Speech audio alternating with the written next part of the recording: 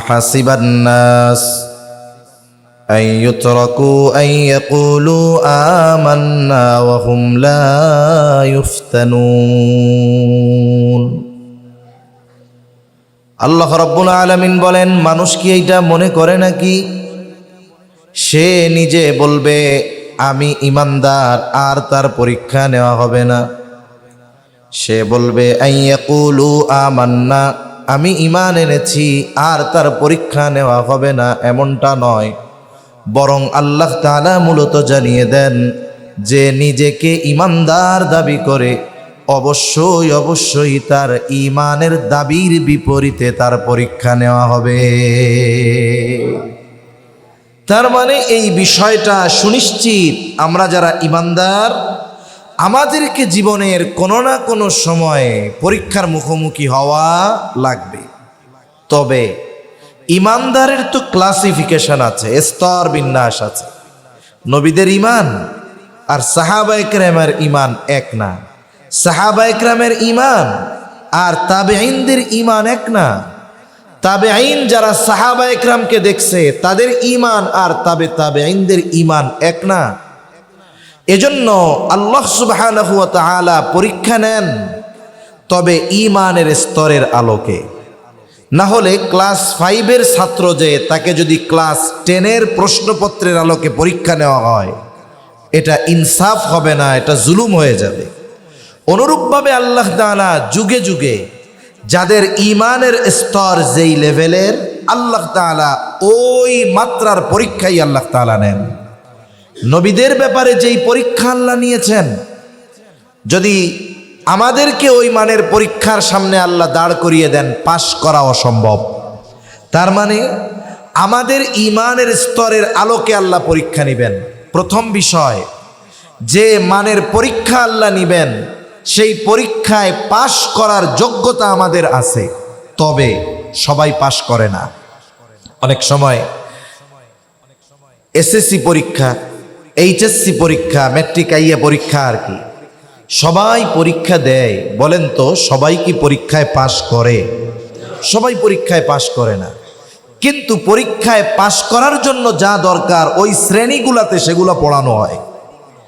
এজন্য কেউ যদি পরীক্ষায় ফেল যাওয়ার পরে, রেজাল্ট বের হওয়ার পরে ফেল গেছে, একসাথে 3-4 বন্ধু একসাথে চলাচল করে, 2জন পাশ করছে 2জন ফেল করছে, একই ক্লাসের ছাত্র। এখন একজন জিজ্ঞাসা করলো যে তোমাদের ফলাফল কি, রেজাল্ট কি? 2জন বলল আমরা পাশ করছি। তোমরা 2জন? বলে আমরা পাশ করতে পারি নাই। কারণ কি? বলে পরীক্ষার প্রশ্ন অনেক কঠিন হয়েছে। এখন উনি আবার জিজ্ঞাসা করলেন যে তাহলে ওই 2জন আর তোমরা 2জন একই ক্লাসে একই স্কুলে পড়ো না? বলে হ্যাঁ। বলে তাহলে ওরা পাশ করলো, তোমরা করতে পারলা না, তাইলে ওদের প্রশ্ন আর তোমাদের প্রশ্ন কি ভিন্ন? বলে না, ওর প্রশ্নও যা আমার প্রশ্নও তা।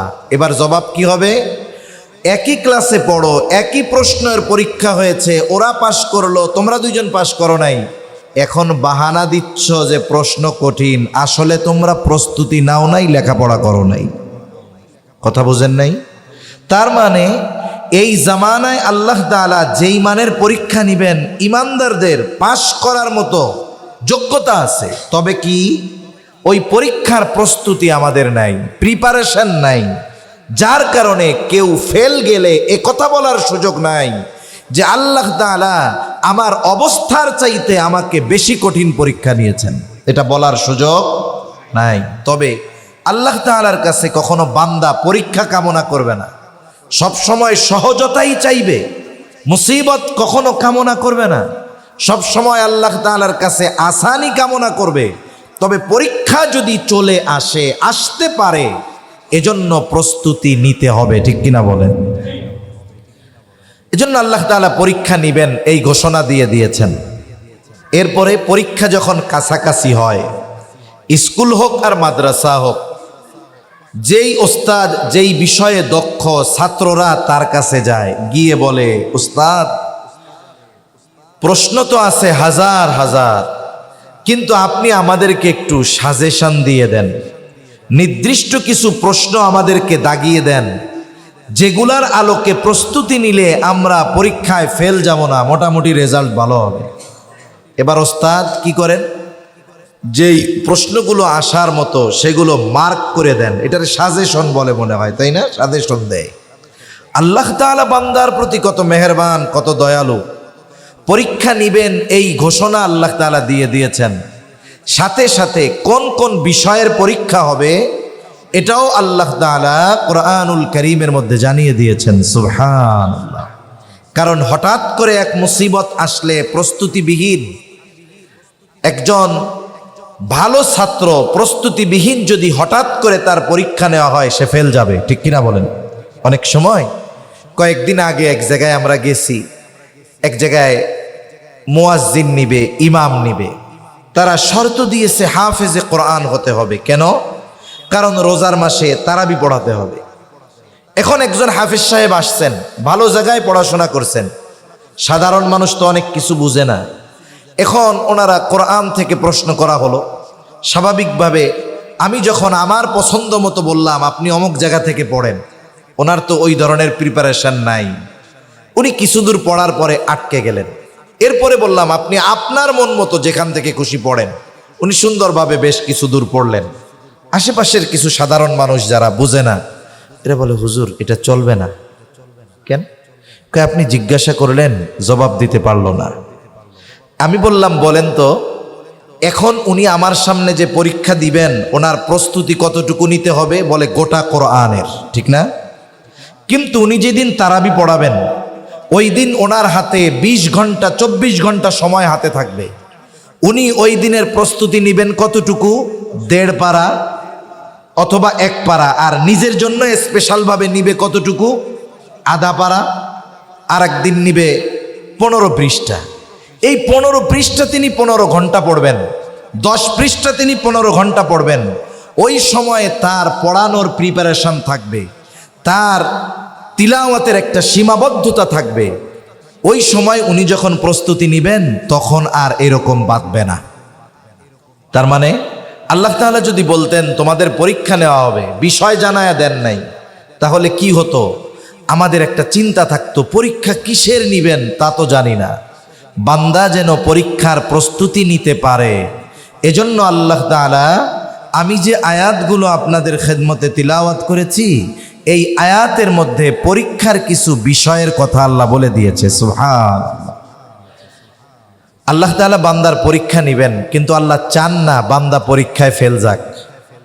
ওস্তাদ পরীক্ষা নেয়, কিন্তু কখনো ওস্তাদ চায় না ছাত্র পরীক্ষায় ফেল যাক। এটা কেন্দ্রীয় পরীক্ষা হোক আর স্কুলের পরীক্ষা হোক, উপরন্তু কোনো সাবজেক্টের টিচার তার ছাত্ররা যদি ফলাফল ভালো করে, এটা কেন্দ্রীয় পরীক্ষায় হোক আর প্রাতিষ্ঠানিক পরীক্ষায় হোক, সে টিচারদের মিটিংয়ের মধ্যে গর্বের সাথে বলে, শিক্ষকদের মিটিংয়ে বলে, দেখছেন কত মেহনত করে পড়াইছি, সবগুলা A+ পাইছি। ঠিক কিনা? উনি চান না যে পরীক্ষায় ফেল যাক, আল্লাহও চান না বান্দা পরীক্ষায় ফেল যাক। এই জন্য পরীক্ষার প্রস্তুতি যেন আমরা নিতে পারি, এজন্য পরীক্ষার কয়েকটা বিষয়ের কথা আল্লাহ জানিয়ে দিয়েছেন। এই জায়গায় কয়েকটা বিষয়ের কথা আল্লাহ বলেছেন। আল্লাহ তাআলা বলেন, ওয়ালানাবলুওয়ান্নাকুম বিশাইইম মিনাল খাউফি ওয়াল জুই ওয়া নাকসিম মিনাল আমওয়াল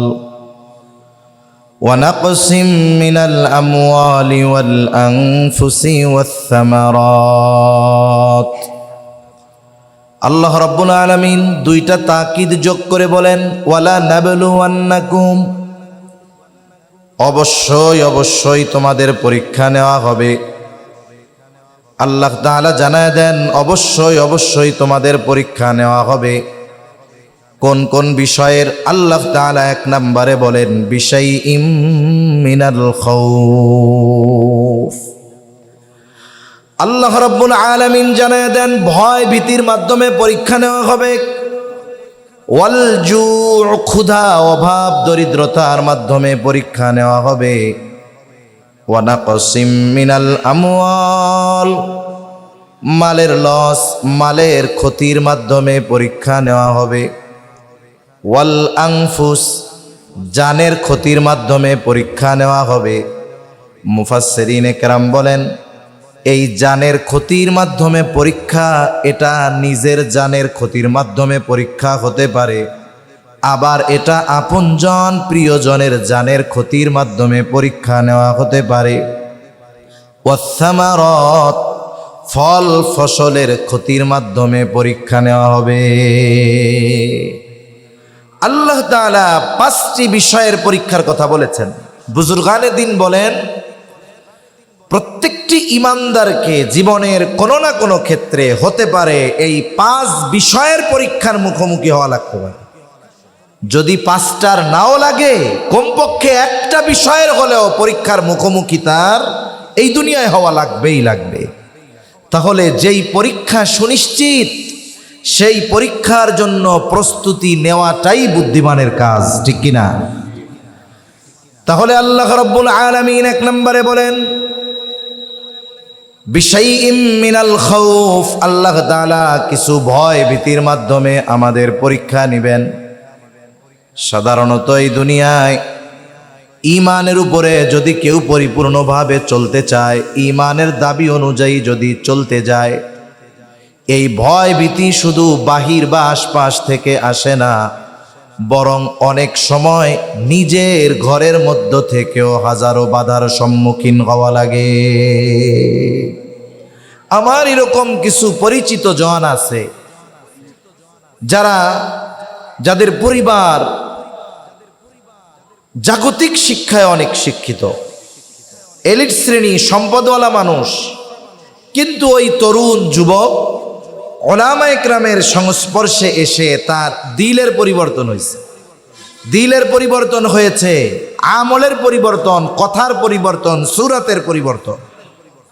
এখন সে চায় নবীর সুন্নাত অনুসরণ করতে, দাড়ি রাখতে চায়, লম্বা জামা গায়ে দিতে চায়। এক্ষেত্রে পারিপার্শ্বিক কোনো কথাকে সে তোয়াক্কা করে না, কে কি বলল এটা সে তাকায় দেখে না। কিন্তু তার জন্য বড় বাধা তার ঘরের মানুষ। বলে, হুজুর কেমন করব বলেন, দাড়ি রাখতে চাই, দ্বীনের উপরে চলতে চাই।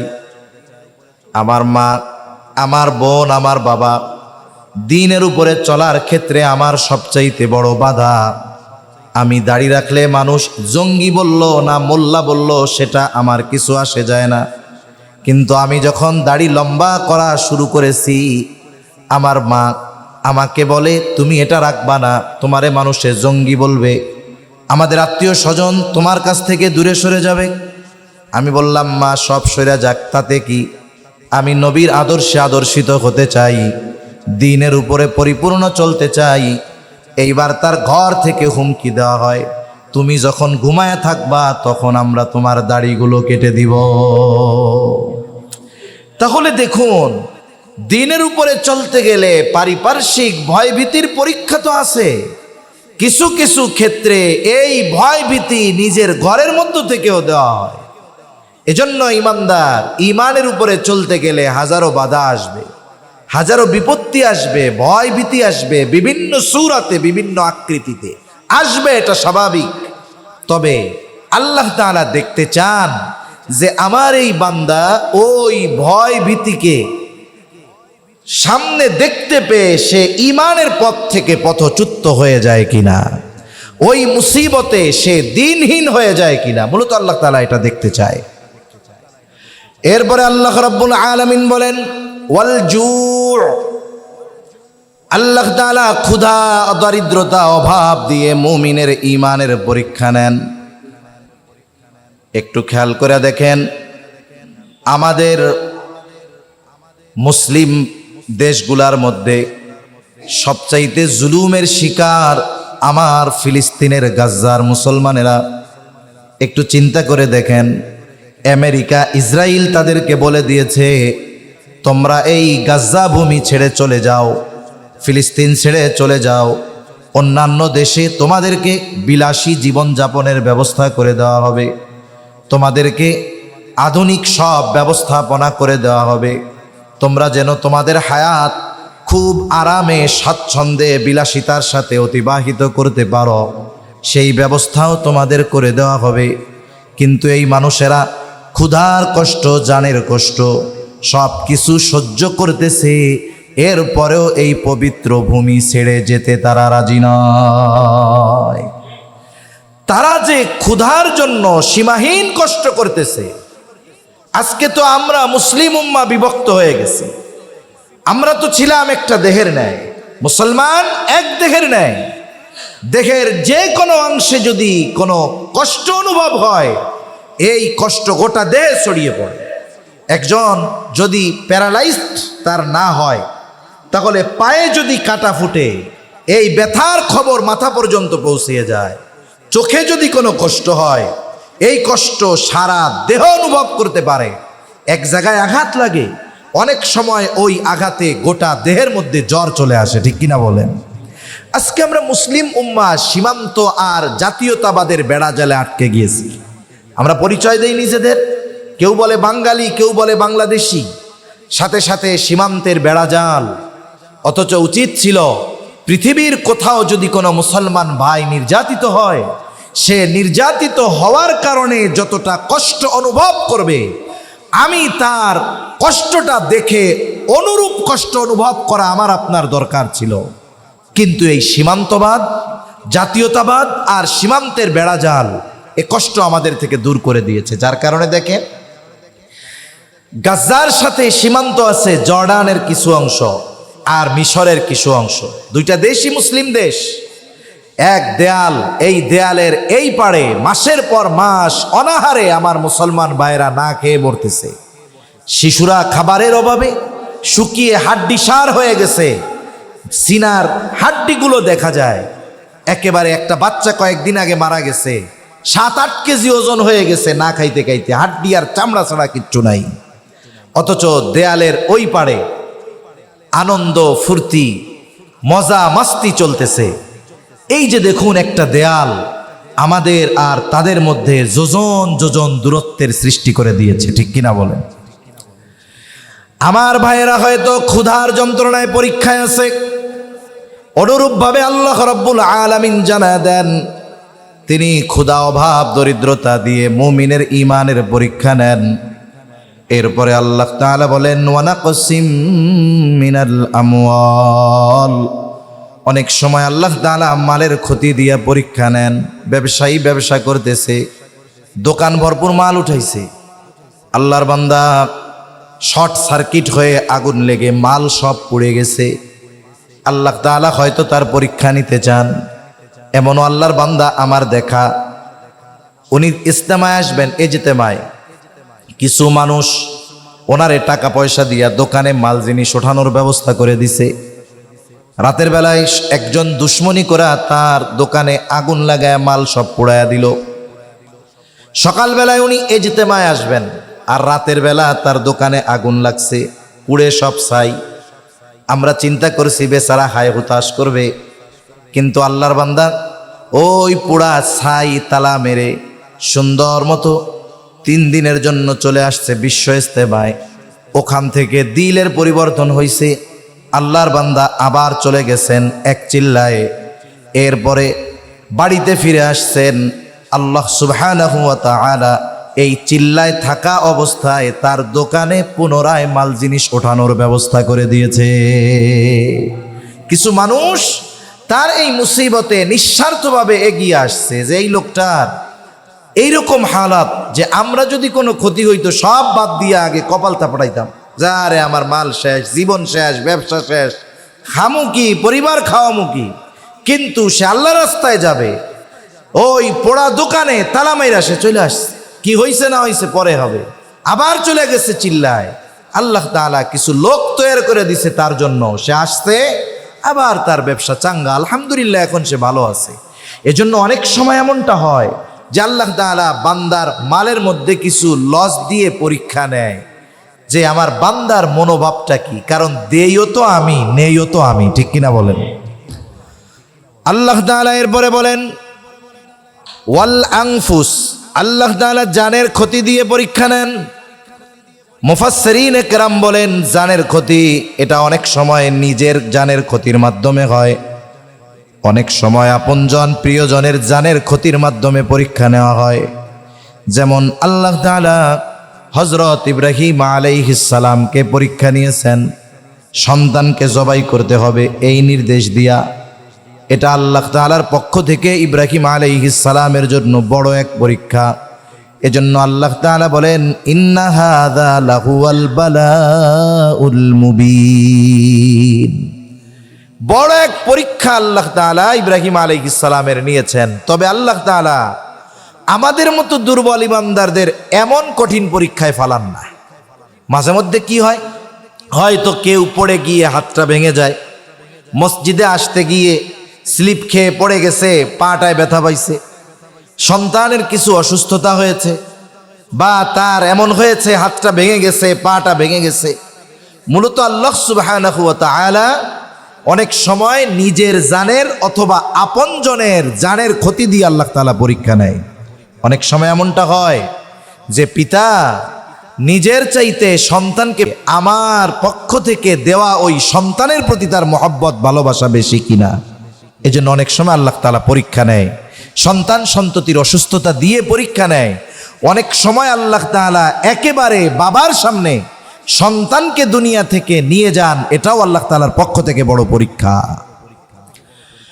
এরপরে আল্লাহ তাআলা বলেন ওয়াস-সামারাত, আল্লাহ রাব্বুল আলামিন ফল ফসলের ক্ষতি দিয়ে পরীক্ষা নেন। হয়তো আল্লাহর বান্দা জমিনের মধ্যে পাকা ফসল দেখে আসছে, চিন্তা করছে আগামী দিন বা পরশু দিন কয়েকজন লোক নিয়ে পাকা ফসল আমি ঘরে তুলব। কিন্তু ইচ্ছা তো আল্লাহ তাআলা যা করেন তাই হয়। উনি চিন্তা করছেন 2 দিন পরে ফসল ঘরে তুলব, বাজারে বিক্রয় করব, এগুলো দিয়ে আমার ঋণ পরিশোধ করব। কিন্তু রাতের বেলায় মেঘের আওয়াজ, রাতের বেলা শিলাবৃষ্টি হলো। বলুন তো, পাকা ধানের উপরে যদি শিলাবৃষ্টি হয়, ওই ধান ঘরে তোলার আর কোনো উপায় থাকে নাকি? আল্লাহ তাআলা দিয়েছেন, এর নিয়ন্ত্রণ দুনিয়ার কোনো মানুষের হাতে নাই। এখন আল্লাহ তাআলা ওই রকম ফল ফসলের ক্ষতি দিয়ে আল্লাহ তাআলা পরীক্ষা নেন। এখন কথা হলো, পরীক্ষা যে নেন মূলত আল্লাহ চানটা কি? মানুষ যখন মুসিবতে পড়ে, বিপদে পড়ে, তার দরকার হলো সাহায্য। মুসিবতে পড়লে কি দরকার একটু জোরে বলেন তো? সাহায্য দরকার। এখন আল্লাহ তাআলা এই যে মুসিবতগুলো দেন, দিয়ে চান কি? চান হলো যে বান্দা মুসিবতে পড়ে যেন আমার দিকে প্রত্যাবর্তিত হয়। কিন্তু আমাদের সমস্যা, আমরা যখন মুসিবতে পড়ি, এই মুসিবত থেকে উত্তরণের জন্য আল্লাহর দিকে না ফিরে আমরা জাগতিক আসবাবের দিকে মুখাপেক্ষী বেশি হই। যেমন অসুস্থ হয়েছি, আমাদের চিন্তা থাকে চিকিৎসাই আমাকে সুস্থ করতে পারে। আমার কিছু টাকা পয়সার প্রয়োজন, আমি চিন্তা করি অমুকের কাছ থেকে যদি কর্জ আনা যায়, অথবা অনেকে তো আর এক ধাপ এগিয়ে গিয়ে সুদে লোন এনে চিন্তা করে এই মুসিবতটা আমাকে দূর করতে হবে। আছে না নাই এরকম? অথচ আল্লাহ তাআলা আগেই বলেছি পরীক্ষা নেন, কিন্তু বান্দা পরীক্ষায় ফেল যাক এটা চান না। এজন্য আল্লাহ রাব্বুল আলামিন এর আগেই জানায় দেন, বান্দা তুমি যদি মুসিবতে পড়ে যাও, তোমার তো সাহায্য প্রয়োজন, তুমি সাহায্য কোথায় চাইবা? আল্লাহ তাআলা কোরআনুল কারীমের মধ্যে বলেন 2 আয়াত আগেই, ইয়া আইয়ুহাল্লাযীনা আমানুস্তাঈনু বিস-সাবরি ওয়াস-সালাহ ইন্নাল্লাহা মা'আস-সাবিরিন। আল্লাহ তাআলা বলেন, ইয়া আইয়ুহাল্লাযীনা আমানু, হে ঈমানদারেরা, পরীক্ষায় পড়েছ, মুসিবতে পড়েছ, বিপদে পড়েছ, এখন তোমার সাহায্য দরকার, কোথায় তুমি সাহায্যের জন্য যাইবা? আল্লাহ তাআলা বলেন, ইস্তাঈনু, তুমি আমার কাছে সাহায্য চাও। এখন আল্লাহ তাআলার কাছে সাহায্য চাওয়ার নির্দেশ আল্লাহ তাআলা দিলেন। আল্লাহর কাছে সাহায্য চাওয়ার মাধ্যম কি? অনেক মানুষ বোঝে না। অনেকে চিন্তা করে আল্লাহর কাছে যদি সাহায্য চাইতে হয় তাইলে অমুক বাবার মাধ্যমে চাইতে হবে। নাউজুবিল্লাহ বলেন। এই বিশ্বাস আর ওই মক্কার মুশরিকদের বিশ্বাসের মধ্যে কোনো তফাৎ নাই।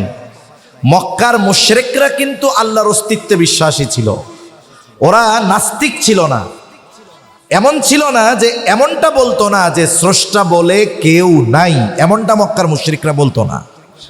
বরং কোরআনুল কারীমের মধ্যে স্বয়ং আল্লাহ তাআলা জানায়া দেন, আল্লাহ তাআলা বলেন, ওয়ালাইন সাআলতাহুম মান খালাকাস সামাওয়াতি ওয়াল আরদা লায়াকুলুন্নাল্লাহ। আল্লাহ তাআলা কোরআনুল কারীমের মধ্যে মক্কার মুশরিকদের ব্যাপারে বলেন, আপনি যদি মক্কার মুশরিকদেরকে জিজ্ঞাসা করেন, তাদের কাছে যদি জানতে চান, মান খালাকাস সামাওয়াতি ওয়াল আরদ, আসমান এবং জমিনের স্রষ্টা কে? কে বানিয়েছে আসমান, কে বানিয়েছে জমিন? ওরা নাস্তিকদের মতো বলবে না এটা বিগ ব্যাংকের মাধ্যমে অটোমেটিকই সৃষ্টি হয়ে গেছে, বরং তারা আপনার এই প্রশ্নের জবাবে কি বলবে? আল্লাহ তাআলা দুইটা তাকিদ যোগ করে বলেন, লায়াকুলুন্নাল্লাহ। আপনার এই প্রশ্নের জবাবে মক্কার মুশরিকেরা বলবে, অবশ্যই অবশ্যই আসমান জমিনের স্রষ্টা হলেন আল্লাহ। প্রশ্ন করলে আসমান জমিনের স্রষ্টা আল্লাহ, এই জবাব দিবে কারা? মক্কার মুশরিকেরা। এরা যদি আল্লাহর অস্তিত্ব অবিশ্বাসী হইতো তাহলে কে বলতো যে আসমান জমিন আল্লাহ বানাইছে? বলতো। আবার আল্লাহ তাআলা আরেক জায়গায় বলেন, ওয়ালাইন সাআলতাহুম মান নাযালা মিনাস সামাই মাআন ফাআহইয়া বিহিল আরদা বা'দা মাউতিহা। আপনি যদি মক্কার মুশরিকদেরকে জিজ্ঞাসা করেন, মান নাযালা মিনাস সামাই মাআ, কে আসমান হতে পানি বর্ষণ করে, কে বৃষ্টি দেয়? শুধু বৃষ্টি দেয় তা নয়, ফাআহইয়া বিহিল আরদা বা'দা মাউতিহা, এই পানির দ্বারা কে মৃত জমিনকে পুনরুজ্জীবিত করে? অর্থাৎ ফসল উৎপাদনের অনুপযুক্ত জমিন, পানির অভাবে শুকিয়ে যাওয়া শুকনা ঠনঠনা ওই জমিন কে ফসল উৎপাদনের জন্য উপযুক্ত করে তোলে? তারা তাদের দেবদেবীদের কথা বলবে না, লাত মানাত উজ্জার কথা বলবে না। আপনার এই প্রশ্নের জবাবে অবশ্যই অবশ্যই তারা বলবে, বৃষ্টি দেন আল্লাহ, আর জমিনকে ফসল উৎপাদনের উপযুক্ত করে তুলেনি আল্লাহ। এগুলো আল্লাহই করেন। এরপরে আল্লাহ তাআলা আরো এক জায়গায় বলেন, ওয়ালাইন সাআলতাহুম মান খালাকাহুম লায়াকুলুন্নাল্লাহ। আপনি যদি তাদের অস্তিত্বের ব্যাপারে জিজ্ঞাসা করেন যে তাদেরকে কে সৃষ্টি করেছে, তারা এমন বলবে না যে এমনিই হয়ে গেছি, বরং তারা তাদের নিজেদের সৃষ্টির ব্যাপারেও বলবে, অবশ্যই অবশ্যই আমাদের সৃষ্টি করেছেন আল্লাহ। এই যে আল্লাহর অস্তিত্বের ব্যাপারে যে বিশ্বাস ছিল কাফেরদের, বিশ্বাসটা কোন পর্যায়ের যে স্বয়ং আল্লাহ তাআলা তাদের এই বিশ্বাসের সাক্ষ্য দিচ্ছেন। অথচ দেখুন এদের সমস্যা কি, আল্লাহর অস্তিত্বের ব্যাপারে এমন বিশ্বাস থাকার পরেও কিছু চাইতে হলে তারা দেবদেবীদের মাধ্যমে চাইতো। কেমনে চাইতো? দেবদেবীদের মাধ্যমে চাইতো। আর আমাদের দেশে কিছু আছে, বিশেষ করে এই ভারতীয় উপমহাদেশে, যে আল্লাহর কাছে সরাসরি চাওয়া বাদ দিয়ে আরেক জায়গায় গিয়া যায়। এটা কখনো সমীচীন নয়। এই ধরনের মানুষ আমাদের দেশে অনেক। এদের এই আকীদা, এই বিশ্বাস ঈমান থেকে দূর করে দিয়েছে। যদি এরা জান্নাতে যায় তাইলে আবু জেহেলের জান্নাতে যাইতে বাধা নাই আর কোনো, মনে রাখতে হবে। এজন্য আল্লাহ সুবহানাহু ওয়া তাআলা সুস্পষ্টভাবে কোরআনুল কারীমের মধ্যে জানিয়ে দিয়েছেন, সাহায্য আমার কাছে চাও। কেমনে চাইবা? কোনো বাবা, দরবার, মাজার কারো মাধ্যমে চাওয়া লাগবে না, সরাসরি আমার কাছে চাও। মাধ্যমটা কি? দুইটা। কয়টা মাধ্যম? দুইটা। আল্লাহ তাআলা বলেন, বিসসবরি ওয়াসসালাহ, সবর আর সালাত, ধৈর্য আর নামাজের মাধ্যমে তোমরা আমার কাছে সাহায্য চাও। এক নাম্বার সবর, দুই নাম্বার সালাত। এখন সবরটা কি? বুজুর্গানে দ্বীনের কিছু কথা আমি আপনাদের নকল করে শোনাই। অনেক সময় সবর বলতে আমরা বুঝি যে হাত কেটে গেছে, যা হয় হোক, আমি সেলাইও করব না, ওষুধও খাবো না। আমার জ্বর হইছে, মইরা যাই তাও ডাক্তারের কাছে যাব না। অনেকে মনে করে যে এটা হলো মনে হয় সবর। অথচ হাদিসে নবীজি সাল্লাল্লাহু আলাইহি ওয়াসাল্লাম বলেছেন, অসুস্থ হলে চিকিৎসা গ্রহণ করা, তবে চিকিৎসার যে আসবাব এটার উপরে ইয়াকিন থাকবে না। ইয়াকিন হবে আল্লাহর উপরে, যে আল্লাহ যদি ওষুধ দিয়ে কাজ করায় তাইলে ওষুধ কাজ করবে, নইলে ওষুধ কাজ করবে না। তার মানে আমি চিকিৎসা গ্রহণ করব, তবে তাওয়াক্কুল ভরসা ওষুধ ডাক্তারের উপরে নয়, কার উপরে? আল্লাহর উপরে। একটা উদাহরণ দেই স্বাভাবিকভাবে, তাহলে বুঝতে সহজ হবে। মনে করেন অনেক সময় এমন হয় যে অনেকের আত্মীয় স্বজনের খুব মেজর অপারেশন হবে, মসজিদে দোয়া চায় না ইমাম সাহেবের কাছে, মুসল্লিদের কাছে আইসা বলে যে আপনারা একটু দোয়া করেন, আমার আব্বার অমুক দিন একটা মেজর অপারেশন আছে, আল্লাহ সুবহানাহু ওয়া তাআলা যেন অপারেশনটা সাকসেসফুল করে দেয়। এরকম দোয়া চায় কি চায় না? চায়। এখন বলেন তো, অপারেশন থিয়েটারের মধ্যে অপারেশন হবে, তাই না? অপারেশন কে করে? আল্লাহ করে না ডাক্তার করে? কিন্তু দোয়া চাওয়ার সময় কি কয়? আল্লাহ যেন সাকসেস করে। তার মানে কি? এখানেই সবরের কম্বিনেশন। দেখুন, একজন ইমানদার ডাক্তার অপারেশন করতেছে, কিন্তু সে বিশ্বাস করে যে ডাক্তার অপারেশন করতে পারে ঠিক, কিন্তু অপারেশন সাকসেসফুল করতে পারে না যদি আল্লাহ সাকসেস না করে। ঠিক কিনা বলে? এখানেই সবরের কম্বিনেশন। অপারেশন চলতেছে, চিকিৎসা চলতেছে, কিন্তু ভরসা বান্দার কার উপরে? আল্লাহর উপরে। যদি ডাক্তারের কাছে অপারেশন সাকসেসফুল করার ক্ষমতা থাকতো, তাহলে কোনো ডাক্তার বন্ড সই আগে নিত না। ছোট্ট একটা অপারেশনও যদি করা লাগে, অভিভাবকের বন্ড সই দেওয়া লাগে যে এই যে অ্যানেস্থেশিয়া দিলাম, যদি সেন্সার না ফিরে তাইলে আমাদের কোনো দায়বদ্ধতা নাই, সিগনেচার দেন, এরপরে অপারেশন থিয়েটারে ঢোকানো হবে। যদি সাকসেসফুল করার ক্ষমতা ডাক্তারের হাতে থাকতো, তাইলে অপারেশনের টেবিলে কোনো রুগী মারা যাইত না। তার মানে ডাক্তার অপারেশন করে ঠিক, কিন্তু সাকসেসফুল করেন যিনি, তিনি কে? এই বিষয়টার মধ্যেই সবরের কম্বিনেশন। চিকিৎসা, অসুস্থ হয়েছে, চিকিৎসা নিচ্ছি, তবে এই ওষুধে রোগ দূর হবে তখন, আল্লাহ তাআলা চাইবেন যখন। এরপরে আল্লাহ তাআলা বলেন বিসসবরি ওয়াসসালাহ, সবর আর সালাতের মাধ্যমে আমি আল্লাহ তাআলার কাছে তোমরা সাহায্য চাও। সবরের পরে হলো সালাত। কেন? বলে আমি আপনি যার যত কাছাকাছি হতে পারবো, তার কাছ থেকে তত সুবিধা নিতে পারবো। যদি আপনি প্রধান উপদেষ্টার অনেক কাছের মানুষ হন, আপনি ফ্যাসিলিটি বেশি নিতে পারবেন, এটা স্বাভাবিক। অনুরূপভাবে বান্দা আর আল্লাহর মধ্যে সবচাইতে নৈকট্য অর্জন এটা হয় সালাতের মাধ্যমে। কারণ বান্দা যখন তাকবীরে তাহরিমা আল্লাহু আকবার বলে নামাজের মধ্যে ঢুকে, দুনিয়ার অনেক বৈধ কাজ, অনেক ভালো কাজ তার জন্য নিষিদ্ধ হয়ে যায়। কেন? তখন বান্দার কথোপকথন চলে কার সাথে? আল্লাহ তাআলার সাথে। এজন্য নবীজি সালাতুল হাজাত শিখিয়ে দিয়েছেন। সম্ভবত তারিখে দামেস্কের মধ্যে আসছে, হযরত ওমর রাদিয়াল্লাহু তাআলা আনহুর সময় একবার দুর্ভিক্ষ দেখা দিচ্ছে। স্বাভাবিক, দুর্ভিক্ষ যদি মানুষের কোনো জিনিস যদি মানুষের ক্রয় সীমার বাইরে চলে যায়, অটোমেটিক দুর্ভিক্ষ লেগে যায়। হযরত ওমর রাদিয়াল্লাহু তাআলা আনহু পেরেশান। মদিনার বাজারে খাদ্যশস্যের অভাব, যা আছে দাম অনেক, সবার ক্রয় সীমার ভিতরে নাই। কি করা দরকার? আমদানি করা দরকার। ভবিষ্যতে অতীতে আমরা দেখছি পেঁয়াজের কেজি 280-300 টাকা হয়ে গেছে, কিন্তু আবার যখন বিভিন্ন দেশ থেকে আমদানি করা হয়েছে, হয়তো ওই সময় কৃত্রিম সংকট সৃষ্টি করা হয়েছিল।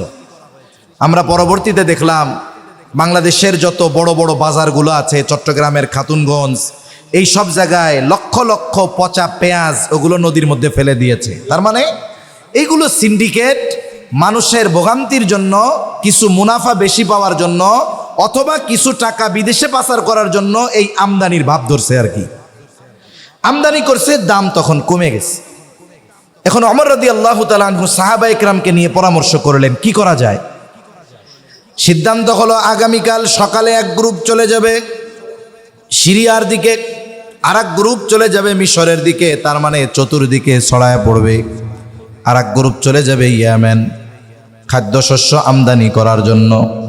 সিদ্ধান্ত হলো সকালবেলায় ফজরের নামাজের পর খলিফাতুল মুসলিমিন কাফেলা বিদায় দিবেন। ওমর রাদিয়াল্লাহু তাআলা আনহু রাতের বেলা এইগুলো করতে করতে অনেক রাত হয়ে গেছে, বাসায় ফিরলেন পেরেশানি, চিন্তায়, চোখের মধ্যে ঘুম নাই। একেবারে সুবহে সাদিকের পূর্ব মুহূর্তে একটু জিমুনি জিমুনি ভাব আসছে। এবার তিনি বিছানায় শরীরটাকে এলায়া দিলেন। অনেক সময় দেখবেন চেয়ারে বসে বসে ছোট্ট একটা ঘুম হয়, ছোট ঘুমের মধ্যে বিশাল এক স্বপ্ন দেখা হয়ে যায়, হয় না? অনেক সময় চেয়ারে বসে জিম দিছে কয়েক সেকেন্ডের, কিন্তু এর মধ্যে লম্বা একটা স্বপ্ন দেখা হয়ে যায়। এখন ওনার চোখে ঘুম না, তন্দ্রা, ঘুম ঘুম ভাব, তবে ঘুম না। বিভোর ঘুম তো একরকম, আর একটা হলো ঘুম আসতেছে বোঝা যায়, চোখের সামনে ঝাপসা হয়ে যায়, বারবার পলক পলক পড়তে থাকে, এরকম একটা ভাব। ক্লান্তির সময় অনেক সময় এরকম ভাব আসে। উনি বিছানায় শুয়ে আছেন, এমত অবস্থায় উনি দেখতেছেন যে মুহাম্মাদুর রাসূলুল্লাহ সাল্লাল্লাহু আলাইহি ওয়াসাল্লাম ওনার সামনে, আর চেহারা মলিন। এই চেহারা দেখা হযরত ওমর রাদিয়াল্লাহু তাআলা আনহু বলতেছে, ইয়া রাসূলুল্লাহ সাল্লাল্লাহু আলাইহি ওয়াসাল্লাম, আপনার চেহারা মলিন কেন? তখন রাসূল সাল্লাল্লাহু আলাইহি ওয়াসাল্লাম বলতেছে, ওমর, তুমি দুর্ভিক্ষ দূর করার জন্য কত ধরনের পদ্ধতি অবলম্বন করতেছ, কিন্তু এই মুসিবত থেকে উত্তরণের মাধ্যম আমি কি তোমাদেরকে শিখায়া দেই নাই? সালাতুল হাজাত আমি কি তোমাদের শিখায়া দেই নাই? যখন কোনো কিছুর প্রয়োজন সামনে আসবে, আগে আল্লাহ তাআলার কাছে এই প্রয়োজনের কথা বলা, এটা কি আমি তোমাদের শিখায়া দেই নাই? ইতিমধ্যে মসজিদে নববীর মিনার থেকে আজানের আওয়াজ কানে চলে আসলো। তিনি মসজিদে চলে গেলেন, ফজরের নামাজের পর ঘুরে বসলেন, বললেন, শোনো, কোথাও কোনো কাফেলা যাওয়ার দরকার নাই, আমরা ঘরে ঘরে সকলে সালাতুল হাজতের আমল শুরু করে দাও। ইতিহাস বলে 1 সপ্তাহ লাগে নাই, আল্লাহ তাআলা মদিনার বাজারের যেই খাদ্যশস্যের অভাব আল্লাহ তাআলা দূর করে দেয়। এজন্য আমি আপনি যখন কোনো মুসিবতে পড়ব, কোনো প্রয়োজনে পড়ব, বান্দার দ্বারস্থ হওয়ার আগে কার দ্বারস্থ হব? জোরে বলেন। আল্লাহর কাছে আগে বলবো যে আল্লাহ, এটা আমার প্রয়োজন, এটা আমারে দেন। আল্লাহ তাআলা ব্যবস্থা করবে। এজন্য আল্লাহ তাআলা বলেন, ইস্তাঈনু বিস-সাবরি ওয়াস-সালাহ। হে ঈমানদারেরা, একটু খেয়াল করব, আল্লাহ ডাক দিচ্ছেন ঈমানদার বলে। কি বলে? ঈমানদার বলে ডাক দিচ্ছেন। হে ঈমানদারেরা, ইস্তাঈনু বিস-সাবরি ওয়াস-সালাহ, তোমরা আল্লাহ তাআলার কাছে ধৈর্য আর নামাজের মাধ্যমে সাহায্য চাও। এরপরে আল্লাহ তাআলা বলেন, ইন্নাল্লাহা মা'আস-সাবিরিন।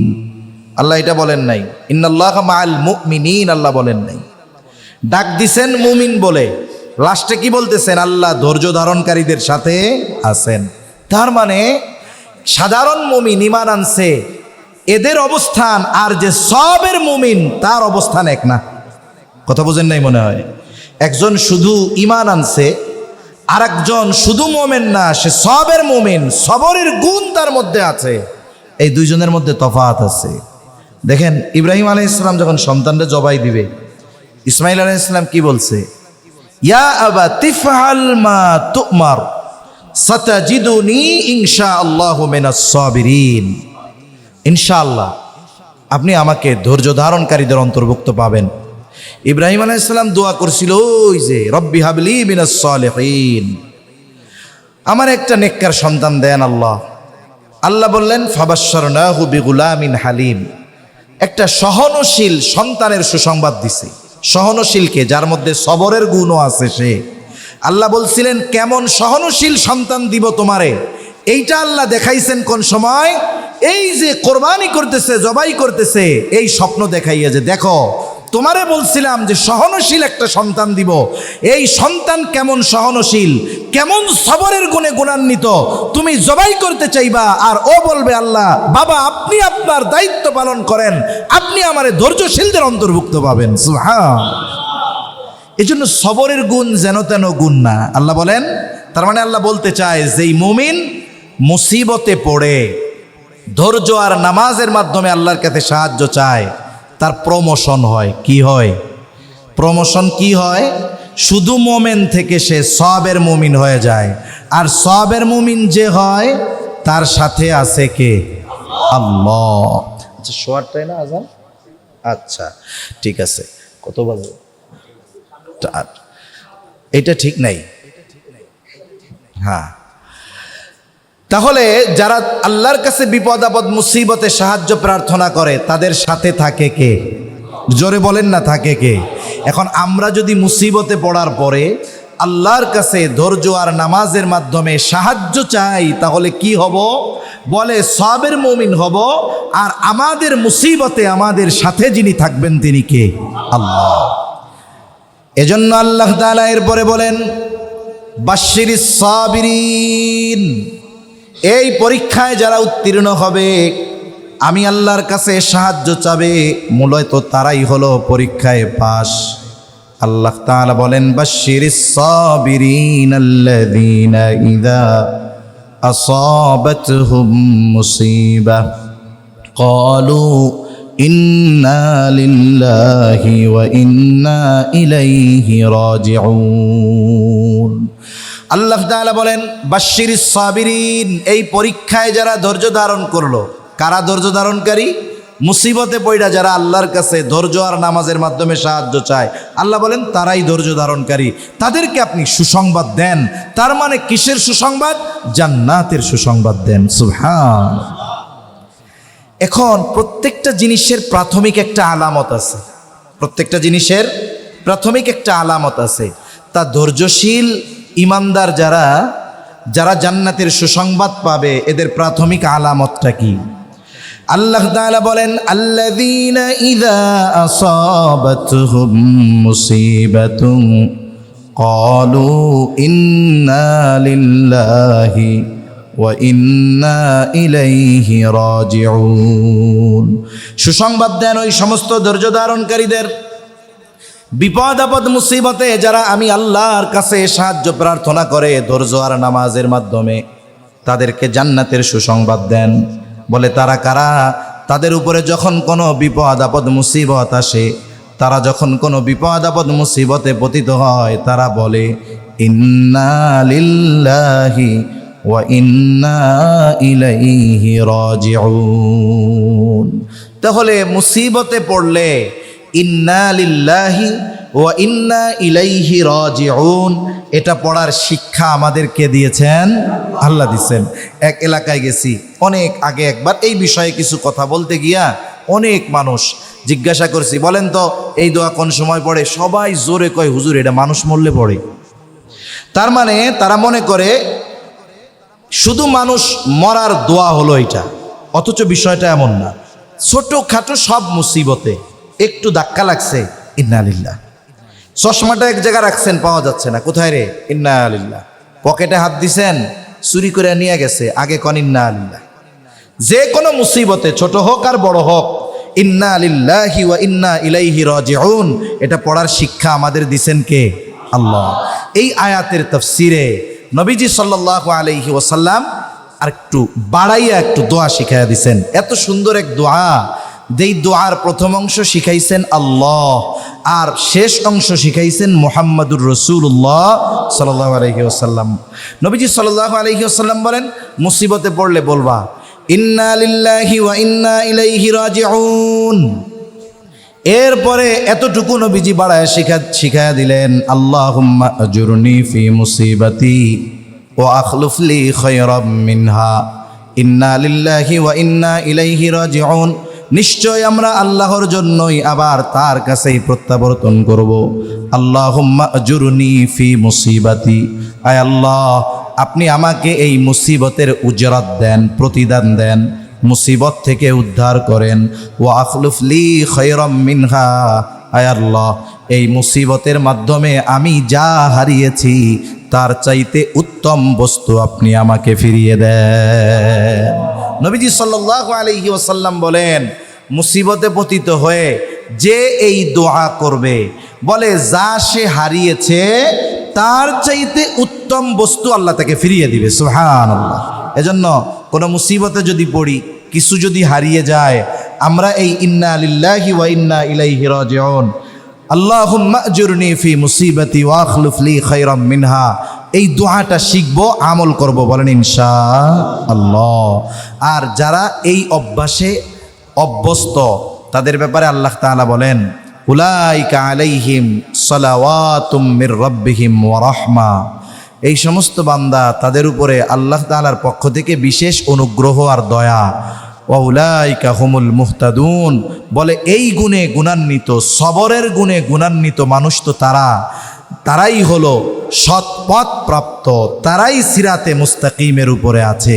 তাই এই দুনিয়ার হায়াতে বিপদ আপদ মুসিবত আসতে পারে স্বাভাবিক। কোরআন সুন্নাহর আলোকে বিপদ আপদ মুসিবত আসলে যেই করণীয় বিষয়গুলো আছে এগুলো আমরা করব। আল্লাহ সুবহানাহু ওয়া তাআলা আমাদের কথাগুলো বুঝবার, আমল করবার তৌফিক দান করেন। আমিন। ওয়া আখিরু দাওয়ানা আনিল হামদুলিল্লাহি রাব্বিল আলামিন। আসসালামু আলাইকুম ওয়া রাহমাতুল্লাহি ওয়া বারাকাতুহু।